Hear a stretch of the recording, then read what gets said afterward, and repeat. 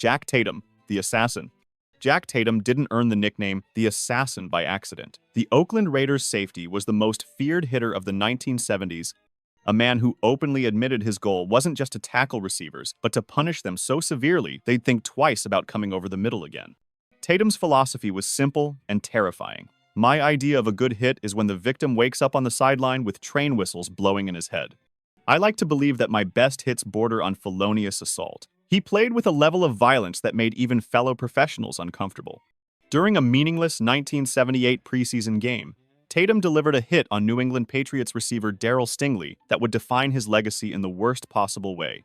The impact left Stingley paralyzed from the chest down, confined to a wheelchair for the rest of his life. What made it worse was Tatum's response. He never apologized, stating, "I understand why Darryl is considered the victim, but I'll never understand why some people look at me as the villain." The Stingley incident became a watershed moment in football history, sparking debates about player safety that continue today. Despite the public outrage, Tatum refused to change his approach. A year later, he met Earl Campbell head-on at the goal line in a collision so violent that Campbell's doctor later believed it caused spinal problems that plagued the running back long after retirement. Tatum's hits live forever in infamy as a reminder of an era when the NFL was more gladiatorial combat than sport. If you're enjoying this countdown of football's most fearsome warriors, make sure to hit that subscribe button. We're just getting started, and you won't want to miss what's coming next. Dick Butkus. Dick Butkus didn't just play middle linebacker for the Chicago Bears. He personified the position with a ferocity that bordered on psychotic. Butkus approached every play as if the ball carrier had personally insulted his family, playing with an intensity that Hall of Famer Deacon Jones described perfectly. He was an animal, and every time he hit you, he tried to put you in the cemetery, not the hospital. What made Butkus truly dangerous was his pre-game ritual. Before taking the field, he would manufacture reasons to be angry. If an opposing player was laughing during warm-ups, Butkus convinced himself they were laughing at him or the Bears. He'd create imaginary slights and perceived disrespect until he'd worked himself into a genuine rage.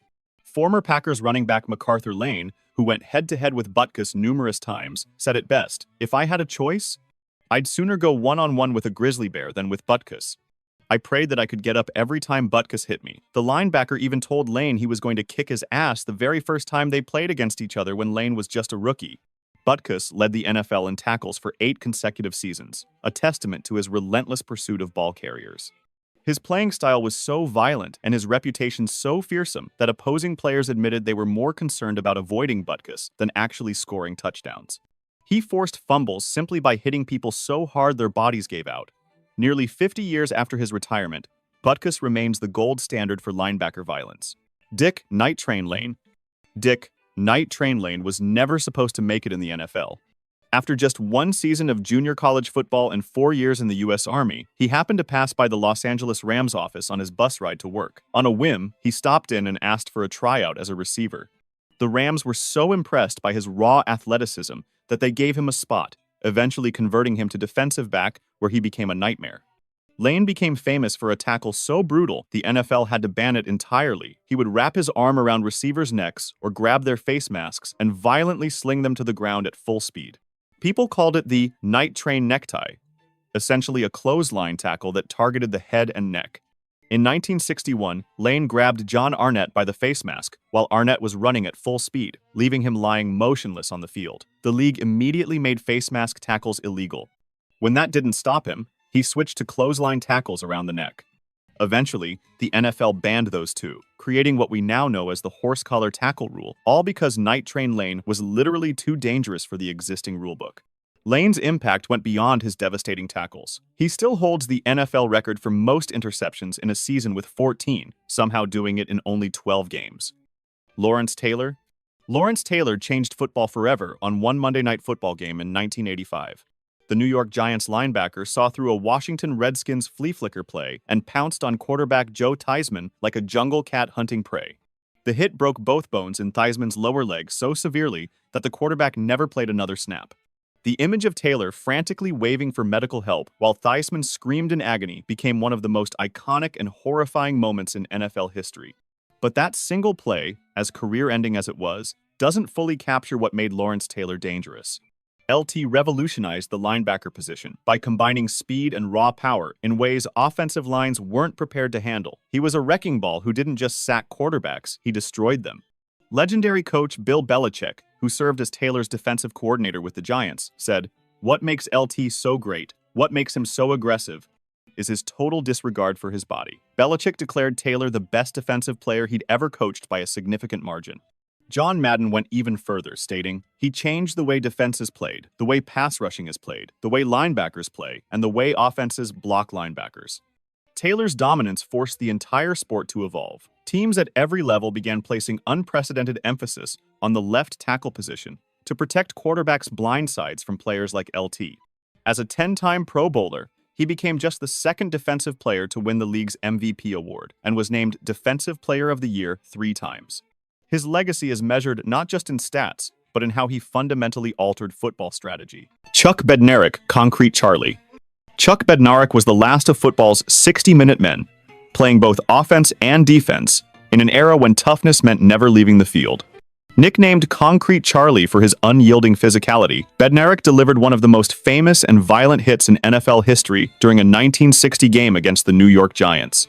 The target was Frank Gifford, one of the league's biggest stars. Bednarik's hit was so devastating that it knocked Gifford completely unconscious and forced him into retirement for nearly 2 years. But what made the moment truly iconic was Bednarik's reaction. As Gifford lay motionless on the ground, Bednarik stood over him, pumping his fist in celebration, a photo that became the symbol of a bygone era when football was defined by brutal, unyielding physical contact. The image is still one of the most recognizable in sports history. The hit on Gifford wasn't a fluke or a cheap shot, it was perfectly legal and representative of how Bednarik played every snap. He approached the game with a warrior mentality forged during his time as a World War II bomber pilot, where he flew 30 combat missions over Germany. That battlefield mindset translated to the football field, where he played with a controlled violence that terrified opponents. Concrete Charlie's legacy endures as a reminder of when football was less about finesse and more about who could hit harder. Ray Lewis. No player in NFL history had a more iconic way of instilling fear than Ray Lewis, and he did it before the game even started. His pre-game entrance was a declaration of war. Lewis would emerge from a smoky tunnel with fire blazing around him before launching into a dance that looked like a scene from Gladiator, his favorite movie. He said every time he stepped on the field, he was Maximus. Opposing teams watched in dread because they knew what was coming. 60 minutes of bone-crushing hits from number 52. Sports Science analyzed Lewis's hits and determined the only reason he didn't break opponents' bones on every tackle was because his shoulder pads absorbed 50% of the force. He was so powerful that he didn't even need to be looking at a player to demolish them. Former Bengals receiver Chad Ochocinco learned this the hard way. After years of enduring brutal hits from Lewis, Ochocinco tried to get revenge with a blindside shot while Lewis was focused on the ball. Despite paying no attention to Ochocinco, Lewis leveled him to the ground like it was nothing, leaving the receiver gasping for air. "When Rudy's coming, I tried to blindside Ray. He ran me over," Ochocinco later admitted. "Consider it a lesson to never test one of the most vicious to ever do it. He wasn't looking and still ran through me." Lewis's impact went far beyond individual hits. To this day, he remains the NFL's all-time leader in career solo tackles, with 1,568, and combined tackles with 2,059. He played with a "this is war" mentality that inspired teammates and paralyzed opponents. For 17 seasons, Ray Lewis was the most terrifying presence in football. Deacon Jones. Deacon Jones invented 2 things, the term sack and a move so brutal the NFL eventually banned it. Jones created the head slap, where he would use his massive hands to strike an offensive lineman's helmet with enough force to ring their bell, daze them, and blow past them for what he called a sack. The move was devastatingly effective, causing concussions and trauma that forced the league to outlaw it. But not before Jones established himself as one of the most physically dominant pass rushers ever. Jones didn't just hit hard, he hit smart. He understood that football was as much about psychological dominance as physical superiority. By delivering those head slaps early and often, he ensured offensive linemen were thinking about protecting themselves rather than protecting their quarterback. Hall of Famer Dick Butkus called Jones an animal, saying every hit was an attempt to end someone's day violently. Beyond his signature move, Jones was a complete defensive end who combined size, speed, and technique in ways that revolutionized the position. He's unofficially credited with over 170 sacks in an era when the stat wasn't officially recorded. Jones proved that the best way to be dangerous wasn't necessarily to play within the rules, It was to force the rules to change around you. Jack Lambert, Dracula in cleats. Jack Lambert was the heart and soul of the Pittsburgh Steelers' steel curtain defense, and it was an unforgettable heart to say the least. Missing his 4 upper front teeth, Lambert's toothless snarl earned him the nickname Dracula in cleats and perfectly represented his playing style. Despite being undersized for a linebacker, he played with a mean streak that was unmatched in NFL history. John Elway faced Lambert in his very first career game as a rookie quarterback, and it was a moment he'd never forget. He had no teeth, and he was slobbering all over himself. Elway recalled, "I'm thinking, you can have your money back, just get me out of here. I can't tell you how badly I wanted out of there." Lambert's motto was simple. The Pittsburgh Steelers were supposed to be the intimidators, and he did everything possible to live up to that standard, even if it meant almost getting thrown out of the Super Bowl. In Super Bowl X, Cowboys safety Cliff Harris taunted Steelers kicker Roy Gorella by patting him on the head following a missed field goal. Lambert responded immediately by body-slamming Harris to the ground. After the game, Lambert explained, "When I see injustice, I try to do something about it." He never shied away from confrontation and always had his teammates' backs. His bold attitude and fearless play inspired the Steelers to 4 Super Bowl victories in just 6 seasons. Ronnie Lott was the ultimate hard-hitting safety who would sacrifice his own body to stop a play. His willingness to collide at full speed with anyone carrying the football made him one of the most feared defensive backs in NFL history. But what truly cemented his dangerous reputation was what he was willing to do to himself. In 1985, Lott suffered a crushing injury to his pinky finger that required surgery. Doctors told him the surgery would force him to miss the start of the next season. Rather than sit out, Lott made a decision that shocked the football world. He had the tip of his finger amputated so he could return to the field immediately. The level of toughness that decision showcased terrified his peers and opponents alike. If Lott was willing to cut off part of his own body to keep playing, what would he do to you? Lott's career stats back up the legend: 10 Pro Bowls, 4 Super Bowl championships, and 63 career interceptions. But numbers don't capture the fear he instilled every time a receiver came across the middle. Players knew that catching a pass in Lott's territory meant paying a physical price that could leave them hurt, dazed, or worse. His legacy is that of a player whose danger came not from dirty play, but from an almost psychotic commitment to violence. Bill Romanowski is widely regarded as one of the dirtiest players in NFL history. His danger wasn't just in his hits, but in his behavior between the whistles. Romanowski played 16 seasons and accumulated a resume of incidents that reads like a crime blotter rather than a football career. He spat in the face of 49ers receiver J.J. Stokes during a game. He kicked Larry Centers in the head while Centers was on the ground. But perhaps his most shocking act came during practice when he punched his own teammate, Raiders tight end Marcus Williams, so hard in the face that he broke Williams' eye socket and ended his career. Williams later sued Romanowski and won a $340,000 settlement. These weren't isolated incidents. They were part of a pattern of behavior that made Romanowski a menace to everyone around him. What made Romanowski truly dangerous was his complete lack of remorse. He seemed to view football as an opportunity to legally assault people, and when the game ended, he simply kept going. His 4 Super Bowl rings prove he was talented, but his legacy is defined by the line he repeatedly crossed between aggressive football and criminal behavior. Teammates and opponents alike feared Romanowski not because he was a great player, but because he was genuinely unhinged. Ndamukong Suh gained a reputation for extracurricular activities that the NFL repeatedly fined him for.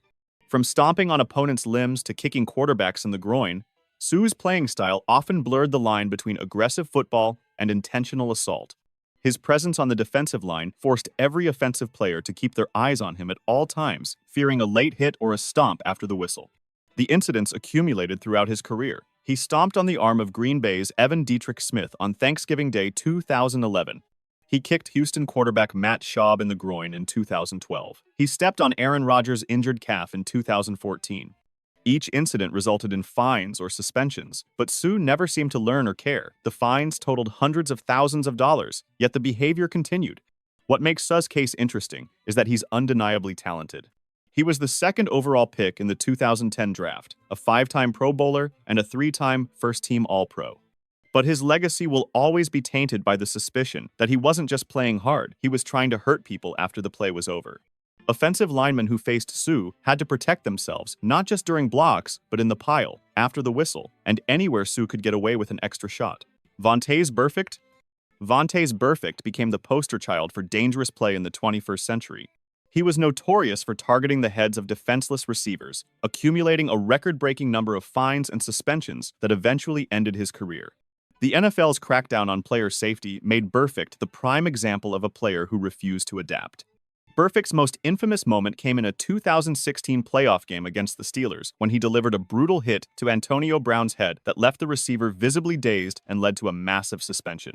But that was just one incident in a career defined by violations. He was suspended for the first 3 games of 2016 for repeated violations of player safety rules. In 2017, he was suspended 5 games for an illegal hit on Chiefs fullback Anthony Sherman. In 2019, the NFL suspended him for the entire season after yet another helmet-to-helmet hit, effectively ending his career. What made Burfict particularly dangerous was that he seemed incapable of controlling himself. Even as fines and suspensions mounted, he continued launching himself at opponents' heads with a recklessness that suggested he either didn't care about the consequences or couldn't help himself. His career earnings were significantly reduced by the millions he lost to fines, yet the behavior never changed. Burfict's legacy is a cautionary tale about a player too dangerous for the modern NFL. Steve Atwater. Steve Atwater earned the nickname the Smiling Assassin because of his pleasant demeanor off the field and his bone-jarring hits on it. The Denver Broncos safety delivered some of the most devastating collisions in NFL history, with his most famous moment coming against the Nigerian nightmare, Christian Okoye. Okoye was a 260-pound running back who routinely ran over defenders. In a 1990 Monday Night Football game, Okoye took a handoff and charged toward the end zone with a full head of steam. Atwater, giving up 50 pounds, met him head-on in a collision that echoed through the stadium. Okoye was stopped dead in his tracks and never quite the same after that hit. The play became legendary as proof that Atwater could explode through ball carriers, regardless of size. Atwater's ability to deliver hits that took the soul out of opponents made him a constant threat to anyone crossing the middle of the field. He was an 8-time Pro Bowler and a 2-time Super Bowl champion who combined perfect technique with shocking power. Receivers knew that catches over the middle in Atwater's territory came with a price, and many chose to let passes fall incomplete rather than pay it. James Harrison was a powerhouse linebacker who refused to adapt to the NFL's changing safety rules. He was frequently fined hundreds of thousands of dollars for hits the league deemed illegal or too violent. Harrison famously stated that if he knew he'd be fined for a hit, he would have tried to do even more damage, emphasizing his old-school approach to the game as a purely physical battle. Harrison's journey to becoming one of football's most feared players is an underdog story. Undersized at only 6 feet tall, he was released 3 different times as a rookie. Instead of giving up, he used those setbacks as fuel to become one of the strongest and most durable players the game has ever seen. His objective was simple. When tackling someone, I wanted to put them out of that game. I didn't want to injure them, but I wanted them to hurt. In a 2010 game against the Browns, Harrison knocked out 2 different Cleveland receivers, Josh Cribbs and Mohamed Massaquoi. Describing his approach, Harrison explained, "I tried to hurt people. I never tried to injure anyone. I tried to hurt people." Even as Harrison got older, neither his viciousness nor his otherworldly strength faded. While most defenders don't play past 35, he was still lighting up receivers at 39 and going viral for workout videos, showing him doing 675-pound hip thrusts and 1,800-pound sled pushes. His legacy is that of a player who belonged to a different, more violent era and refused to evolve when the game changed around him. Kam Chancellor. As the enforcer of Seattle's legendary Legion of Boom defense, Kam Chancellor was the most feared safety of his era. Standing 6'3" and weighing 230 pounds, he hit like a linebacker, but moved like a defensive back. His hits were so heavy, they were said to take the soul out of opposing teams, often leaving receivers hesitant to catch passes for the remainder of the game. Chancellor's defining moment came in the 2013 NFC Championship game against the 49ers when he delivered a punishing hit on Vernon Davis that visibly shook the Pro Bowl tight end. Davis was never the same in that game, and the 49ers offense fell apart. It was the perfect example of how Chancellor's physical dominance could change the entire complexion of a game by making one player afraid. The boom, in Legion of Boom, largely referred to Chancellor's devastating collisions. He was a 4-time Pro Bowler and a Super Bowl champion who redefined what the safety position could be. In an era when the NFL was trying to make the game safer, Chancellor played like it was still the 1970s, delivering hits that echoed through stadiums and left opponents questioning whether the catch was worth the punishment. These 15 players didn't just play football, they redefined what it meant to be dangerous on the gridiron. Some were celebrated enforcers whose violence was within the rules. Others were cautionary tales who crossed lines that ended careers and changed regulations. But all of them share a legacy of fear, violence, and dominance that will never be forgotten. Which player on this list do you think was the most dangerous? Let us know in the comments below. And if you enjoyed this journey through football's most fearsome warriors, make sure to like this video, subscribe to the channel, and hit that notification bell so you never miss our next deep dive into NFL history.